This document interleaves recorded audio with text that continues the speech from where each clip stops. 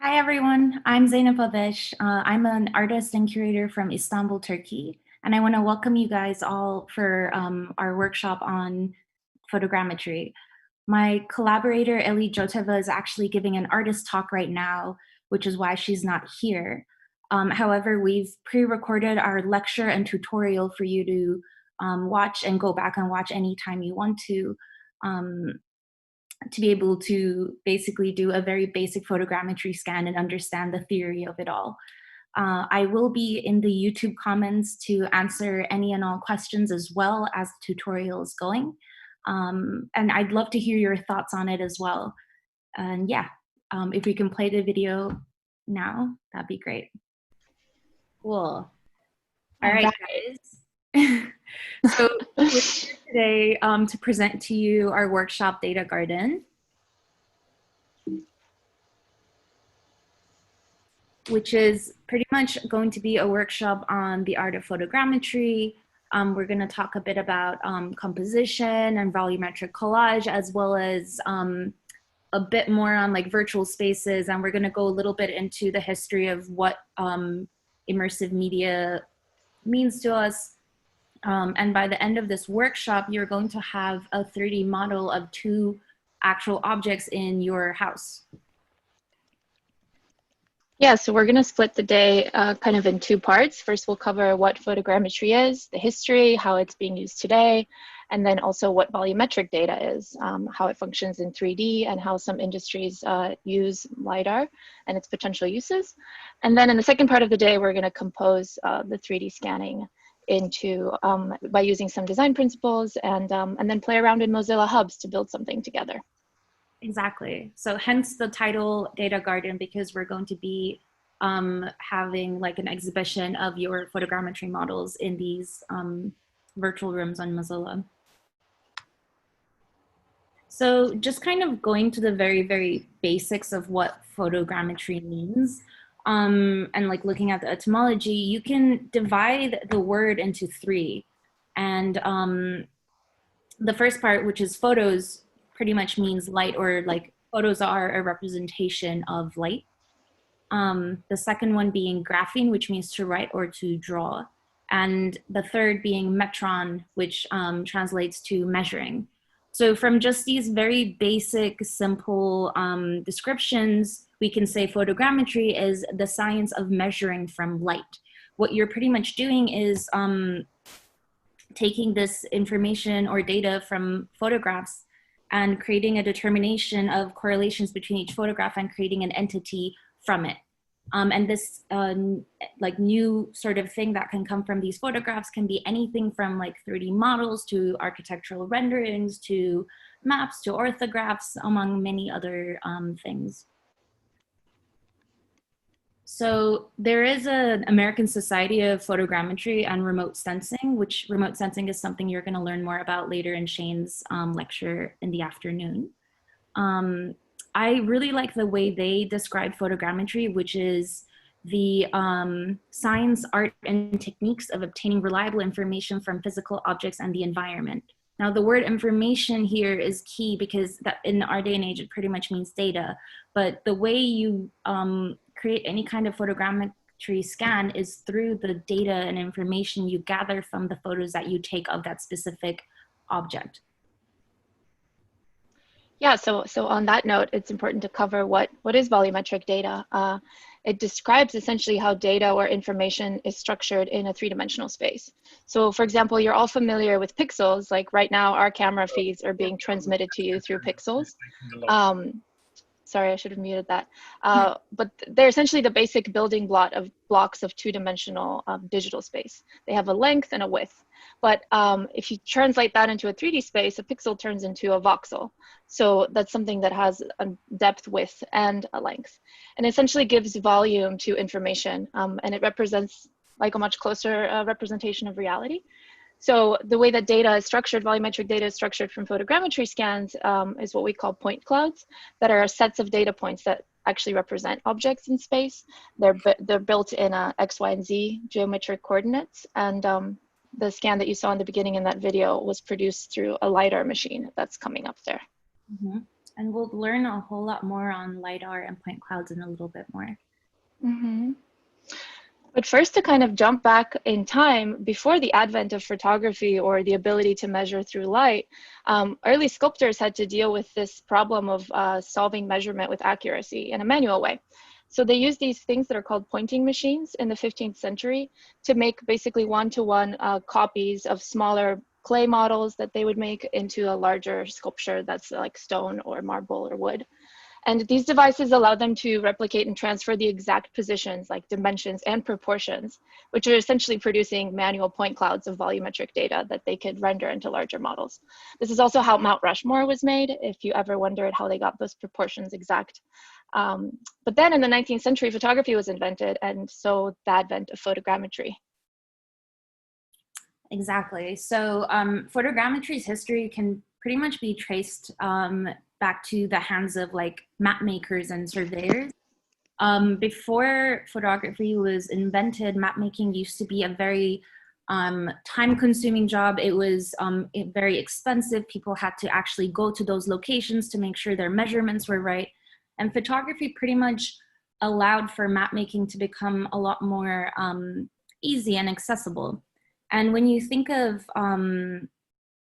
also the first like use of photographs for map making was by this French surveyor called Dominique Arago.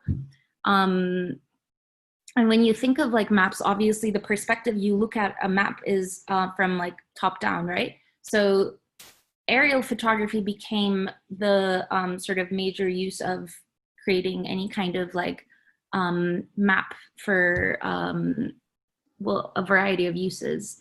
So there was this French balloonist and surveyor called, trying to make sure I'm pronouncing his name right, Gaspard Félix Tournachon.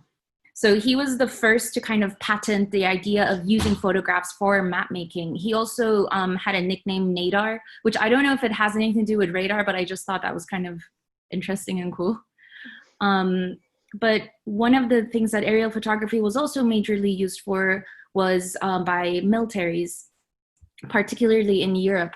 So they used this kind of aerial photography to figure out, like, to get some more information from enemies and battle lines and their locations and all that. And it's something to call attention to is whenever there's any kind of emerging technology, you'll see sort of a pattern throughout history where militaries have funded this technology to see how it can be used for their benefit. And we'll give more examples of this later on when we're also talking about VR. But it's just an interesting thing that we want to call attention to is how a lot of the average, almost innocent seeming technologies have been funded by military.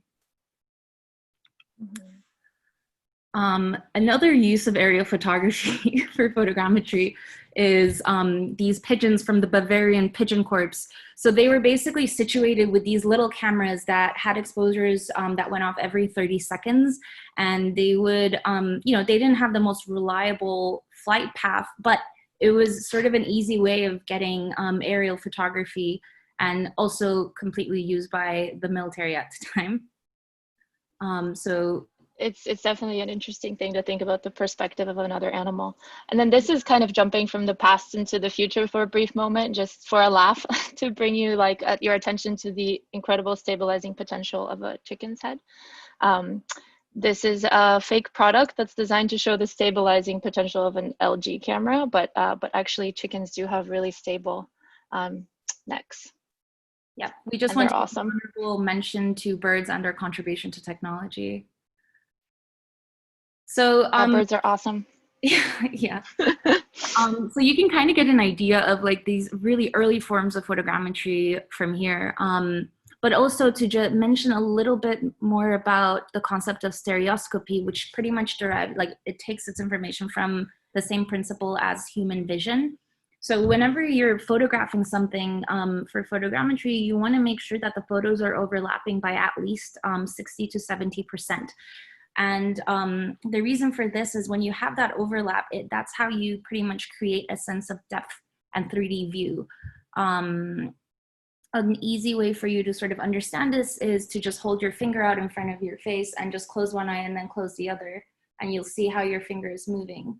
So it's like a super simple way of kind of trying to understand what stereoscopy actually means. That's how you pretty much create dimension in your site. And just to kind of slowly jump into today, photogrammetry has become an incredibly easy, cheap, and accessible method of capturing your surroundings, primarily because with the introduction of like computers, the process of actually gaining your final product from a photogrammetry scan has become fully automated through photogrammetry softwares that are available in many different forms today. And like, obviously we're using a very simple one from our smartphones. So you can kind of get a sense of how it's become so easy to do any kind of scan. But then there are also a lot of more like professional uses for photogrammetry softwares where you can get a lot more like photorealistic 3D models of surroundings. Yeah, if you scale up to like working on photogrammetry softwares and computers, like we'll show you in the next slide, you're actually using the computational and processing power of your computer, so you can generate a much more detailed model.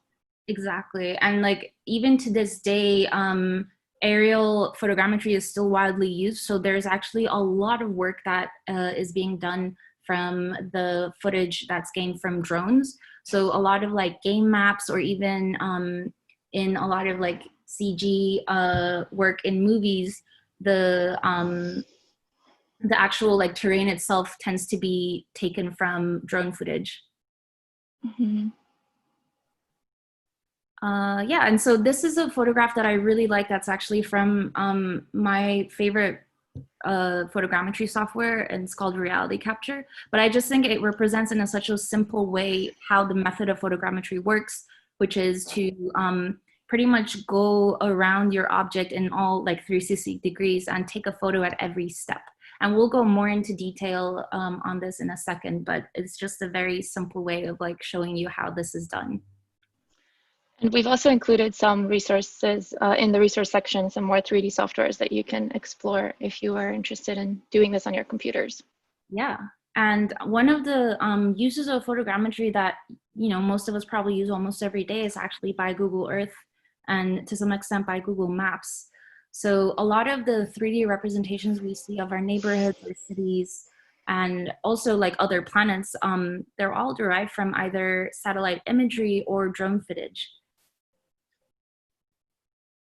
Yeah, and a lot of the times the AI computation software behind it actually extrudes the geometry, so it may not perceive it as depth, but it knows to render it that way.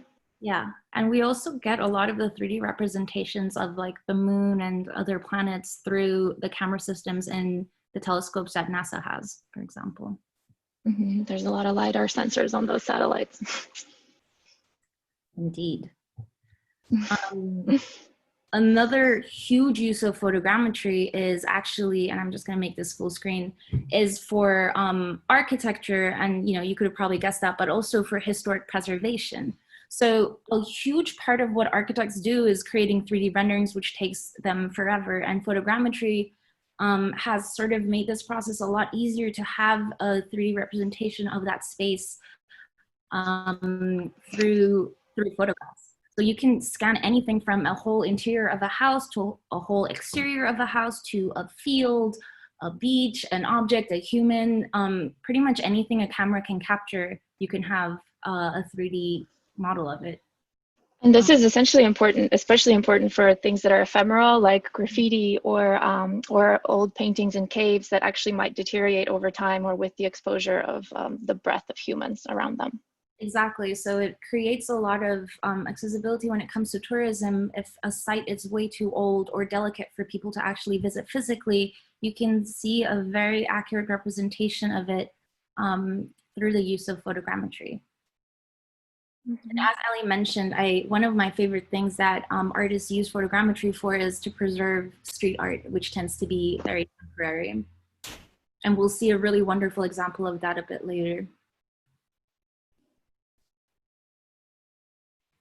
And you can also imagine how the entertainment industry and Hollywood has been using this method. And we've seen examples of this when, for example, when they brought back Paul Walker in Fast and Furious, and they brought back like Carrie Fisher when she sadly passed away halfway through the production of the last Star Wars movie. And this is actually something that studios have been using as a way of having insurance to scan their actors and actresses in case something does happen to them during production. They will still be able to finish the movie with the CG representation of this person. An example I thought was really, really interesting is the actor Peter Cushing, who plays Tarkin in Star Wars. So he passed away long before the last movie was shot, and if like people knew that they wanted to bring him back to that specific movie. But he apparently had a cast of his face, and they pretty much scanned this cast and put it through a 3D software and animated over it, and they were able to completely bring him back into the movie without him being alive. And you can kind of imagine the ethics, the issues with ethics that goes into this, about being able to use an actor however that studio pleases. Mm-hmm. It also raises an interesting question around licensing. Like, voice actors can micro-license their voice now, but can you imagine a scan of your nose or your ear of a famous actor that might be micro-licensed beyond their lifetime? And yeah, the ethics about that. Mm-hmm. Something else we wanted to touch on is in volumetric cinema is this emerging technology. What we've talked about so far in photogrammetry is essentially creating a still scan, a 3D scan.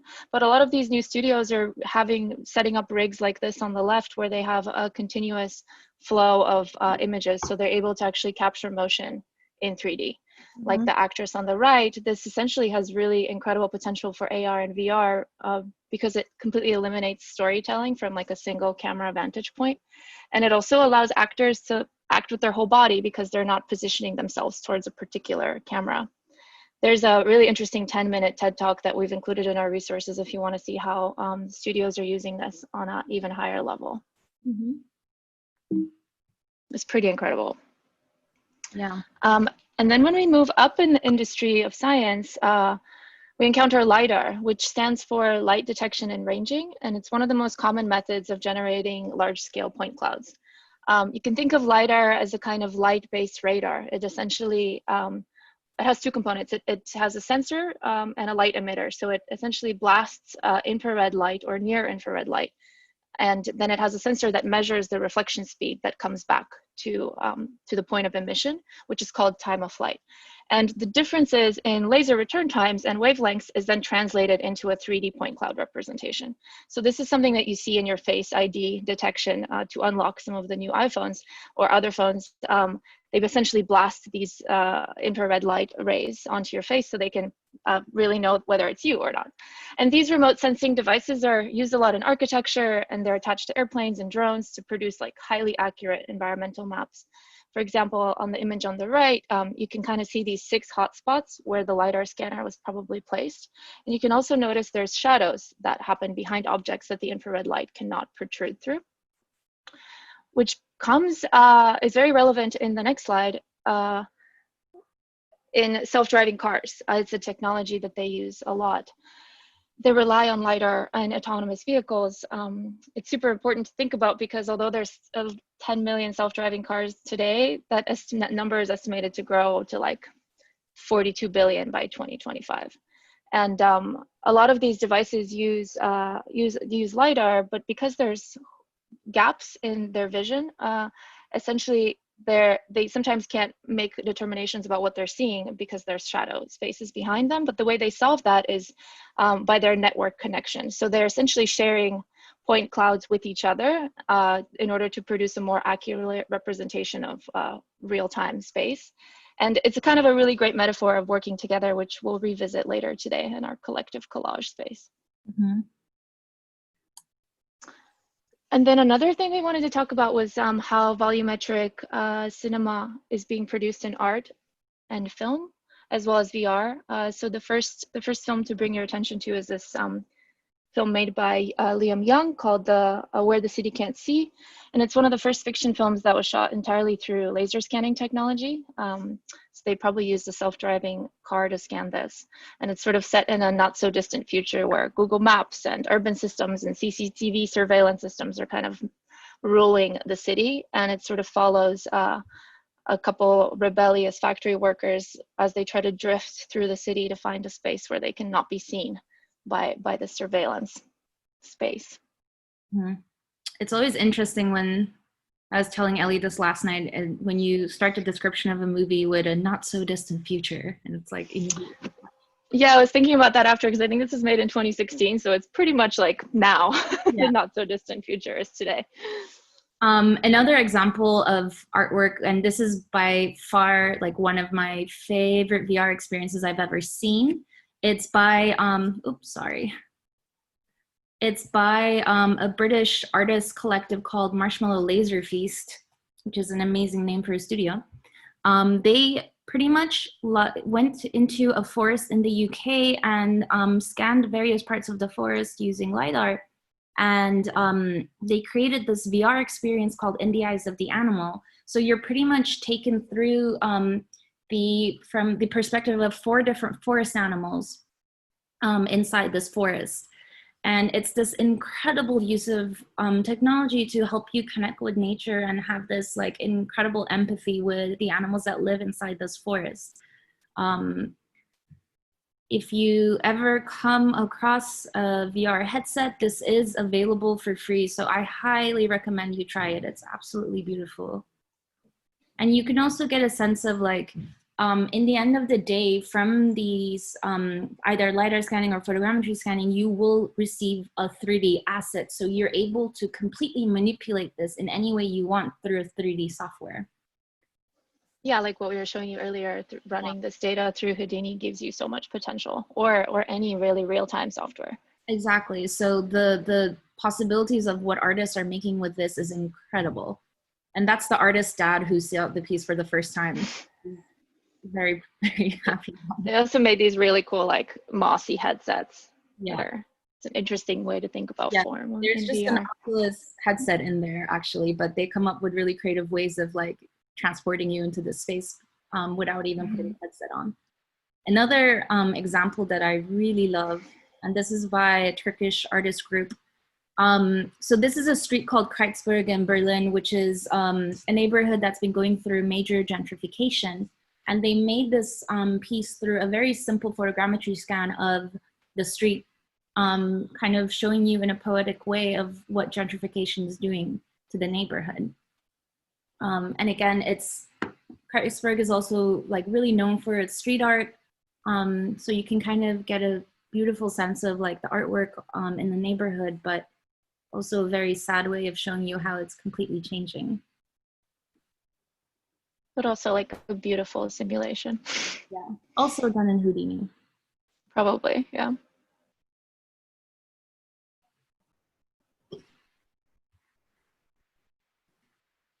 Right.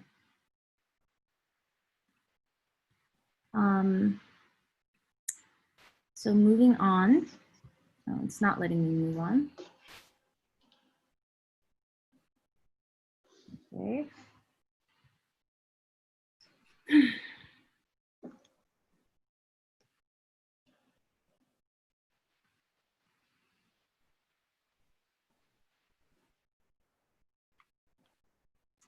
All right. So speaking of artists using this technology, me and Ellie have both used photogrammetry extensively for our arts practices, and I actually just completed my thesis for my MFA about a month and a half ago, and the whole project was revolved around using photogrammetry to get visual representations of certain things of my home in Istanbul.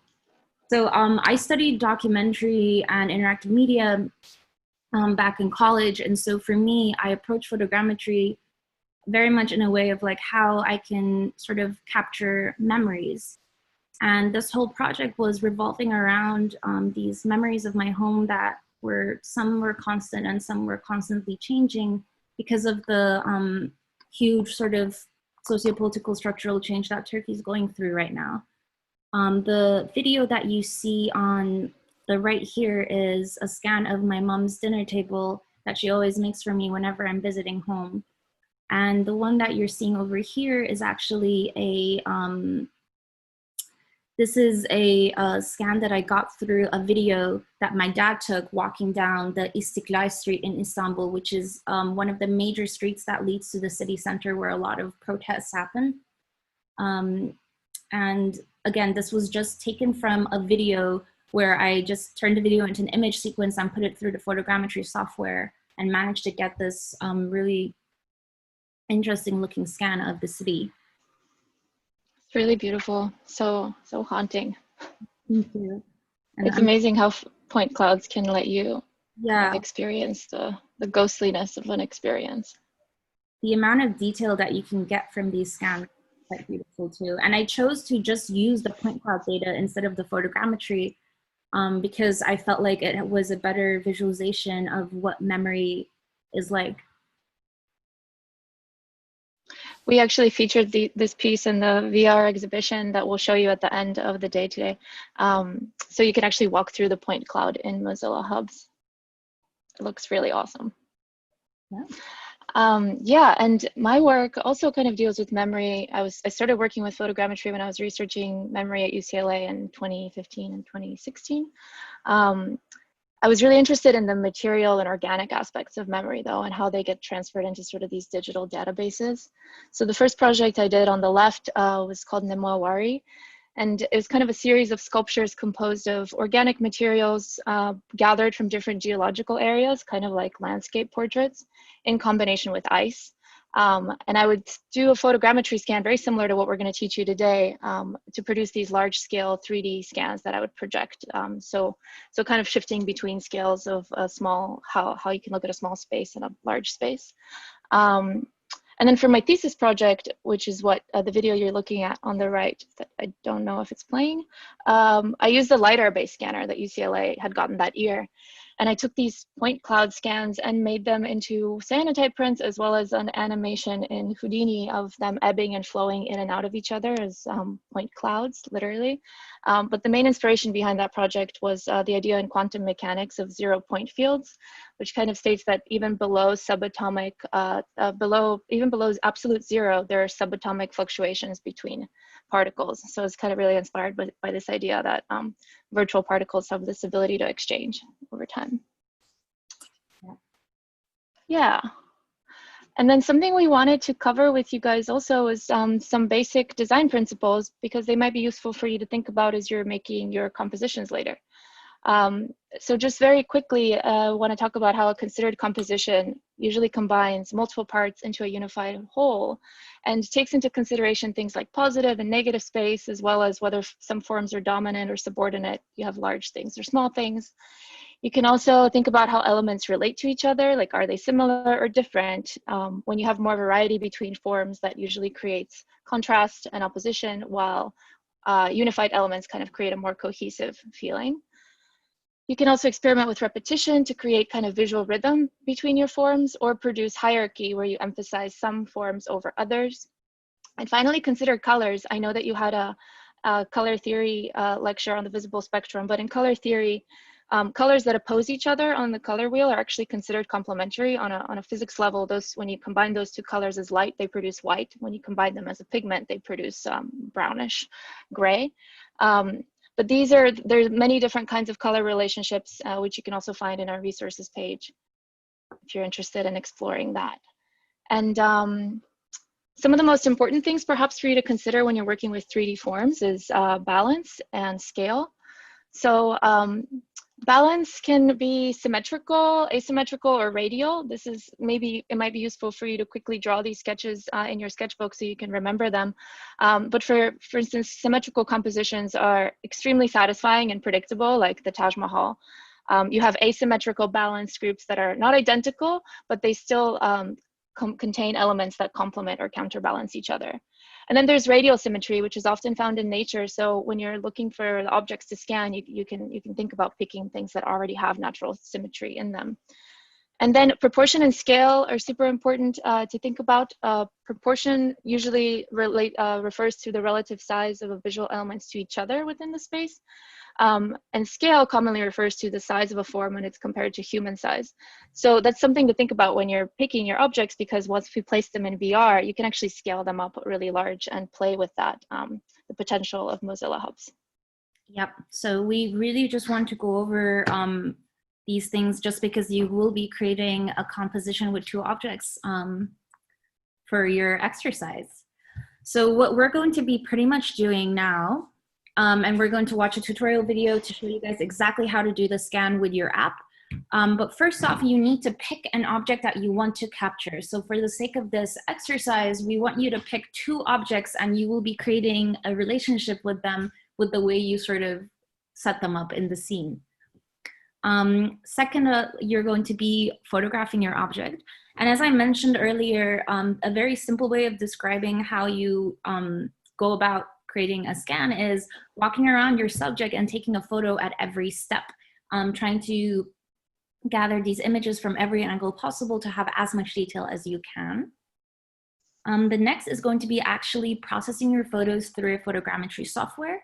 So as we mentioned earlier, for those of you who have an iPhone, you will be using the app Trinio.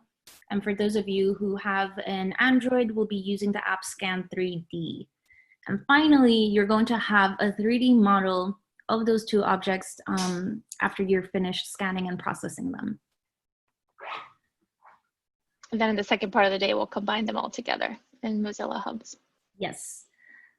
So again, the materials that you're going to be needing for this. And we really want to underline patience. Photogrammetry is a lengthy process. You're going to need lots of like patience and a lot of time. And trust in the machine. Yeah, like don't doubt yourself while you're waiting for the process to happen. So we're going to show you guys a video of us showing you how to use the Trinio app to complete this scan. Oh, wait. Of course, it's... No sound. No sound. All right.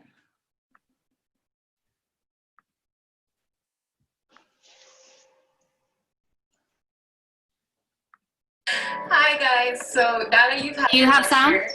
On the history of photogrammetry, the principles of it all, let's go out and actually do a test scan. And we gather our materials for this. So the materials you're going to need for this workshop are all based on your phone or online. So the first thing you want to do is sign up for Sketchfab, make an account there. And then make sure that you have some empty space cleared on your phone for the images. You'll take up to 70 images for your scan. And make sure you charge your phone and download the scanning app. So for iPhones, we're going to use Trinio. And for Android users, we're going to use Scan 3D. That's scan with 2 N's. Scan 3D.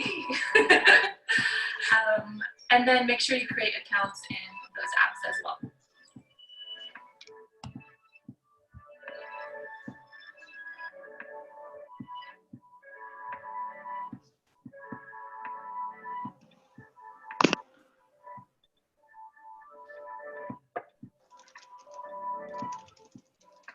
So first things first, you need to pick an object to scan. So for the sake of this test, just pick either 1 or 2 objects and create sort of a relationship with them as you're like posing them together. Some of the things you need to make sure is the object shouldn't be see-through. Photogrammetry doesn't like it when the object is see-through. And usually when you have a lot of texture, the scan turns out even cooler. Yeah, so for our demo, we have picked 2 objects that we're going to compose a still life with. And one of the ideas that we had was to think about an object that is representative of something scientific or technological, and then something that is organic. ArtSci. Yes. So one of those objects is the succulents, and the other one will be this plant.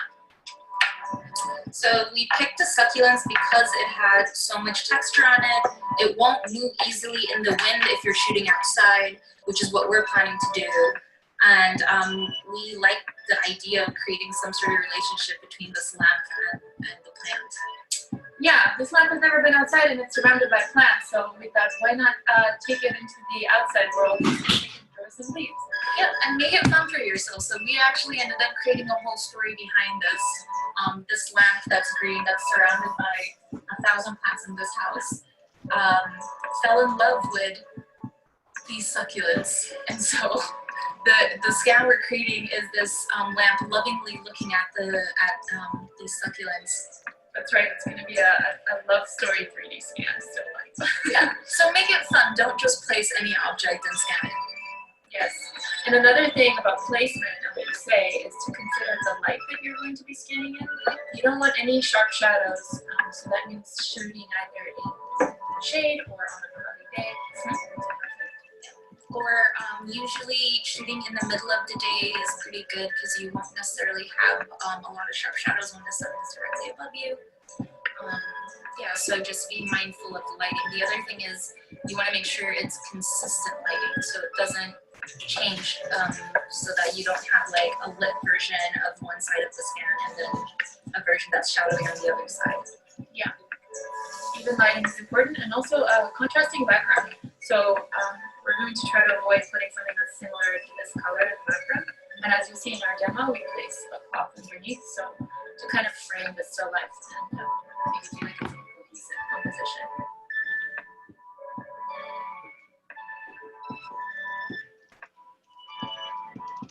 So, should we go out and...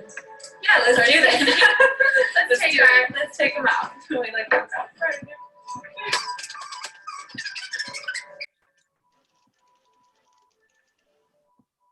So we are starting to set up our scene. As you can see here, we put down this black furry cloth just to create contrast between what we are trying to scan. And slowly building an interesting looking scene, which in this case is our little love story between the lamp and the succulents.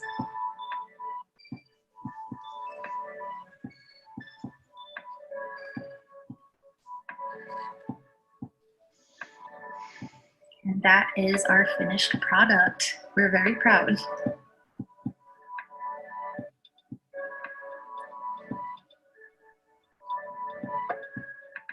So make sure that you have a charged phone with plenty of space for at least 30 to 75 photos.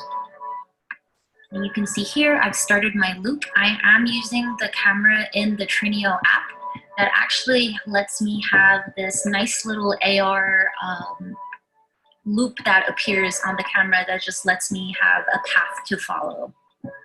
And also notice that I am slowly raising my camera as I complete each loop to make sure that I'm getting a higher perspective shot as well, to make sure that I get the top of the object scanned.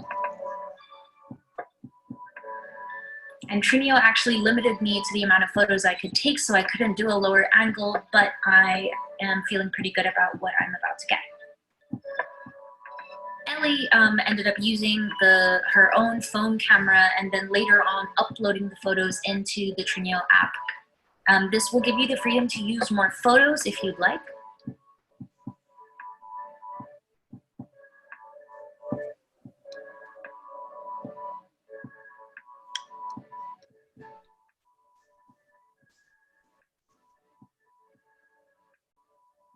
When you get closer up, you get more detail of the textures.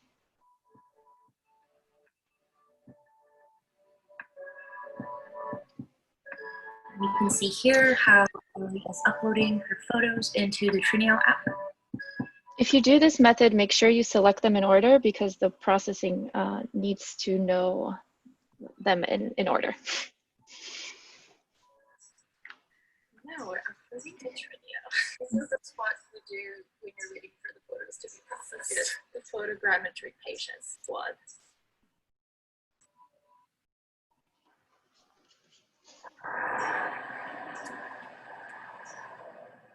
Ooh, stitching images.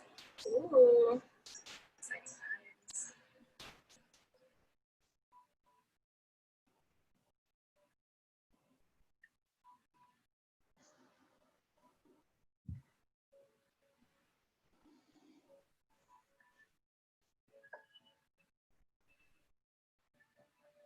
So yeah, these are our final 2 scans. You can see that Zeynep managed to get the round table better than me. I probably cropped some portion of it as I was going around, so it's missing some of the roundness. But they're pretty good scans for a phone processing. Exactly. And you know, the goal is depending on like what your needs are. Obviously, if you want a really photoreal scan, you want to do it with like a more expensive or professional software. However, if it's just something for the purpose of having a 3D representation of that object that you can later use for other things like collaging or any kind of manipulation on a 3D software, this app will do the job for you. So now we went a little bit over time, but we want you guys to go out and pick your 2 objects and do a scan. And if you can come back we'll stay on Zoom, but if you can come back to just check in with us right before lunch at like 11:50 or 55, that would be great. And then you'll pretty much let your photogrammetry scans process through lunch so that by the time you come back, they'll be ready to upload onto Sketchfab and Mozilla, which will be the second part of this lecture.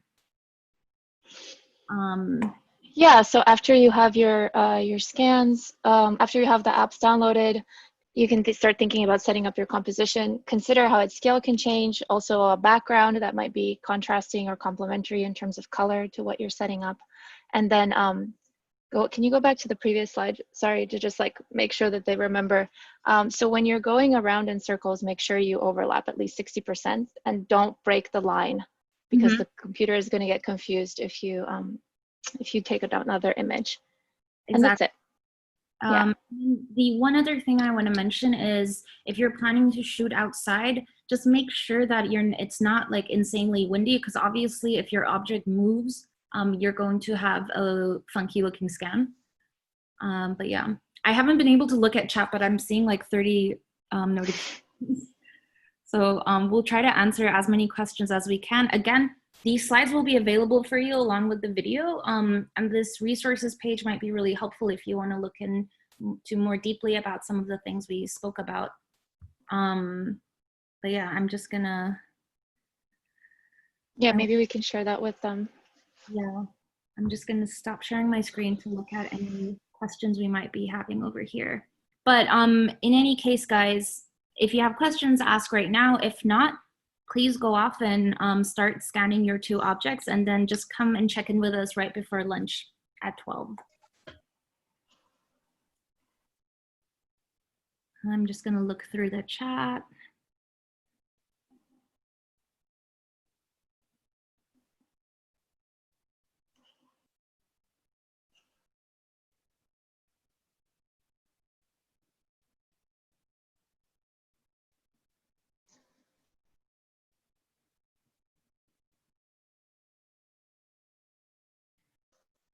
Well, it's better that you create, Caitlin, for you. So better for you to create a relationship with the 2 objects if you can, so that it's like an interesting looking composition that you're scanning. But you can also just get creative if there's like